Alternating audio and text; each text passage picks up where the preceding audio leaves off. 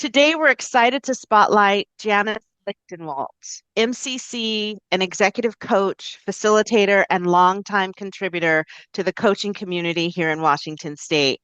And with nearly a decade of coaching experience and 25 years in corporate leadership, Janice helps leaders and teams navigate complexity and greater self-awareness, presence, and human connection.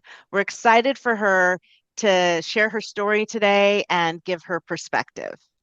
And so, Janice, take us back to a moment where you realized that coaching was a work that you wanted to pursue more deeply. Oh, uh, when it all started way back. I was working in corporate and I was working with my team. And I said to them, "Hey, what do you like to do? What do you love about your job? And what do you not like about your job? Because if I can help you do more of what you love, wouldn't that be great? And maybe there's someone else on the team that loves to do what you don't love to do." So the day that we were going to unpack this, I was driving to work and I thought, gosh, I probably should do this exercise myself. What do I love? What do I not love? And I realized I loved building people up. I loved developing them. And I thought that, wow, wouldn't it be great if someone would pay me to do that? And I didn't know about coaching at the time. And so a few months later, I was talking with my friend who was in HR, and she said, "You know, have you ever thought about coaching?" And I'm like, "What's that?" And I went and did my investigating, and then I took my very first class, and very first day, first hour, I was like, "Oh, this is what I was supposed to be when I grew up." And I haven't looked back. That was over a decade ago. Awesome. Awesome. Thank you. Um, Drew you to support other coaches? You talked about that a little bit. What drew you to support them developing their craft? It is, there is so much need in the world. There is, there are so many people with just a little bit of support can do so much more. Or it's not even do so much more, but do what they're doing with more confidence and comfort and satisfaction. And so we need good coaches out in the world to meet that demand. And so anything I can do to help get well trained coaches out there doing the good work, that just makes my heart sing. Thank And one thing that stands out in your work is integrating the mindfulness and the human connection. Um, After years of experience in this field, what continues to bring you the most meaning or energy as you continue to work as a coach?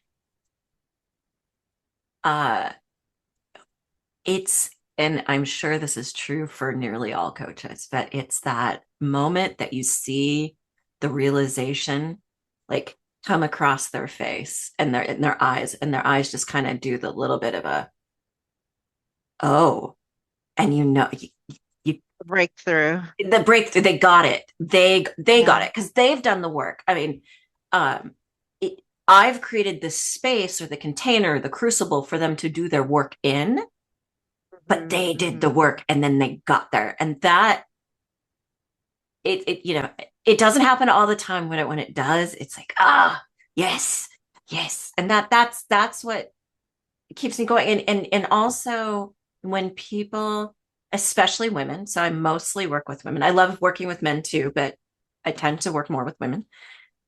When they get over that hump of caring, they care more about what they think than what others think.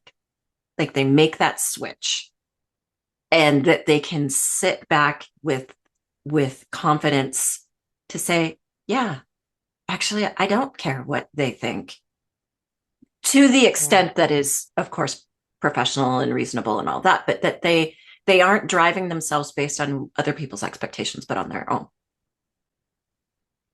As someone who's worked with leaders, teams, and fellow coaches, you've likely seen the difference between transactional coaching and truly transformational coaching. Mhm. Recognize a coach who is working at that deeper level, and why does it matter?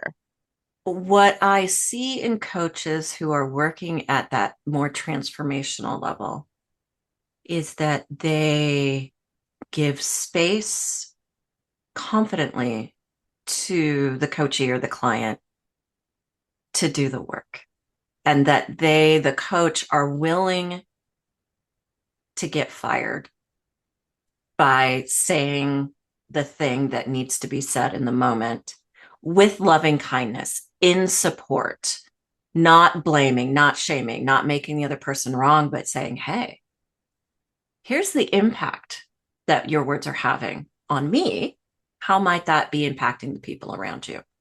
So it's coaches who are taking that brave step in service to the coachee. And it's important because transactional coaching might get someone from A to B, but our work is not about getting people from A to B. In some cases it is. I mean, if that is what you've signed up for and want to do, great. But my work and the work I like to do is getting people from A to infinity. Like all things are Over and possible. over. We have so many coaches who want to give back.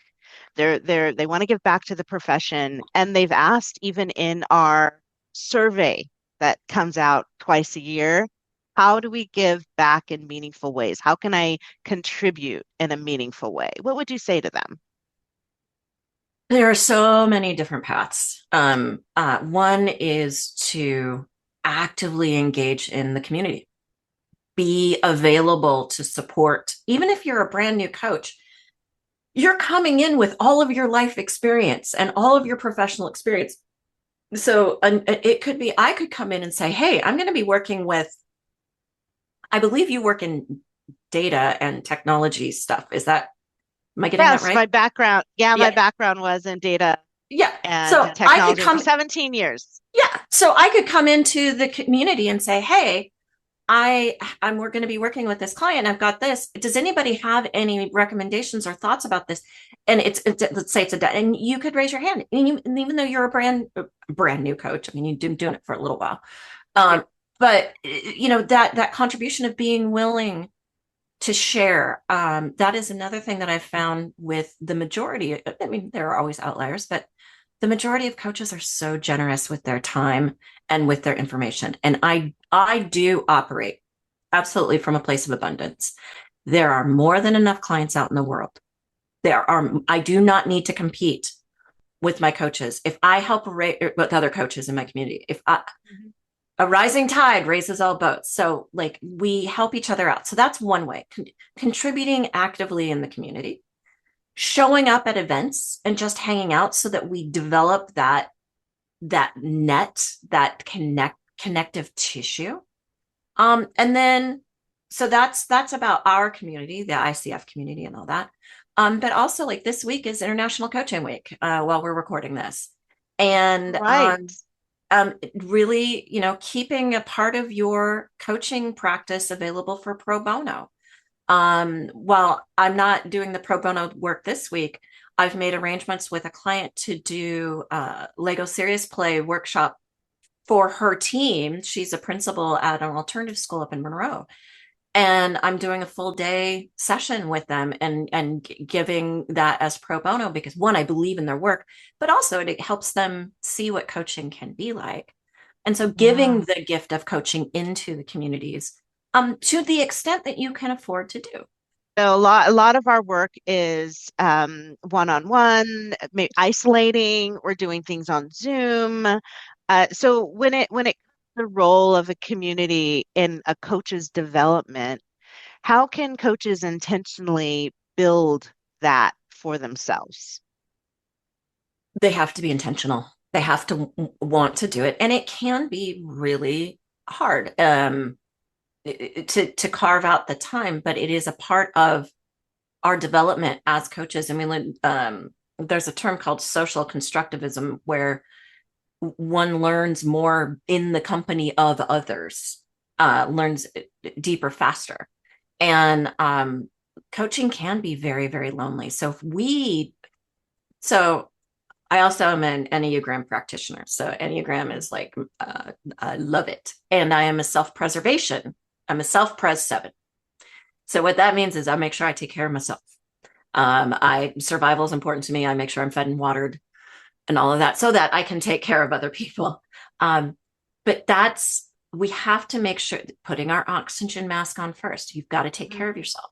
So community is one of those key elements to learn that we're not alone. And we know this they're working with our clients. And we have to turn that medicine back on ourselves.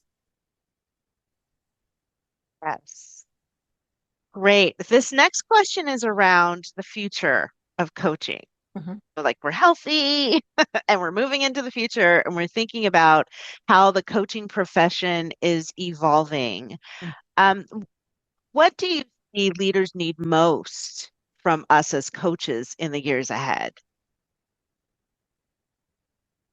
I deeply believe that leaders are going to need the human connection more than ever, a place to engage in dialogue that is human centered, heart centered, empathy based. And because, and I am also I am embracing AI in my coaching. I have my own AI bot that I Yes. offer to clients in between sessions. And it is so I do embrace the technology because I believe it is in service to my clients. It will help them deepen if they choose to use it, it will help them deepen their work. But I think that leaders are going to need that human connect. The more we move into the digital space, the balance of making sure that we are still connected to our humanity is going to be important. That is my perspective. Yes. Yes. So, what gives you optimism about the future when you are focusing in on human connection? Hmm. Well, there are some days where my optimism is not as high as others. But I also my practice is deeply grounded in stoicism and existential philosophy. And what the bottom line of those two things, to simplify it, is that we are always in choice. We always have a choice, no matter what. And those choices define who we are. So what gives me optimism is I will always have choice and I get to define how I show up and how I react and how I behave. And I was a history minor in college a very long time ago. And while this particular time in our history is different than anything we've experienced before, it's still a pattern. It's still a pattern of history. And so we tend to go in one direction and then we will go back in another. It is how the world works. And right now, for some of us, this is a great time in history. And for some of us, this is not so great. And we get to be in choice about how we engage with that. So that's what gives me hope. Also, I spend a lot of time. I'm a silversmith, and so I spend a lot of time making jewelry and silversmithing. And I just recently started faceting gemstones, and so I also spend a lot of time looking at shiny things. Nice. And so a coaching book that you often recommend. For clients, it's 4,000 Weeks I wrote it down, stand by Oliver Berkman. And for coaches, the book I recommend is The Coaching Habit by Michael Benge Stainer. Yes, I have it right here. Very Nice. good. A coach or thinker who has influenced you. Viktor Frankl. The question you return to often in your coaching. What's underneath that? A mistake you see newer coaches make. Trying too hard. One practice that strengthens you as a coach. Daily journaling. One piece of advice for someone early in their journey. Coach everyone and anyone you can so you get a good feel for who you connect with. Coaching is powerful because I spent some time on this one. It provides a space for someone to hear their own thinking out loud without judgment and with reflection. And then they are able to take action on it. so, Janice, throughout this conversation, a consistent thread has been intentional leadership, connection, creating meaningful spaces. What do you hope coaches experience or discover when they engage with your work? And for those who want to learn more about you, how can they connect with you? Well, people can connect with me on LinkedIn, or they can go to my website, Virago Coaching. Just quickly, Virago, a lot of people ask what Virago means. And Virago is um, today a derogatory word for loud, abrasive women. But in ancient Rome, it was a title of honor um, for for uh, for women who had shown a lot of integrity and intelligence and um, aptitude. So I'm taking it back. So they can reach out to me at viragocoaching.com. And I think what I want a coach is so I want people to really believe in the work and do the work because it makes their hearts sing. Um, it takes time to build a practice. It takes time to build up a good client base and make a lot of, a lot of money to make money. But it takes hard work. You don't just put out a shingle and people come. It takes hard work and dedication. And so what I hope people take away from this is put the hard work in and it will come back to you.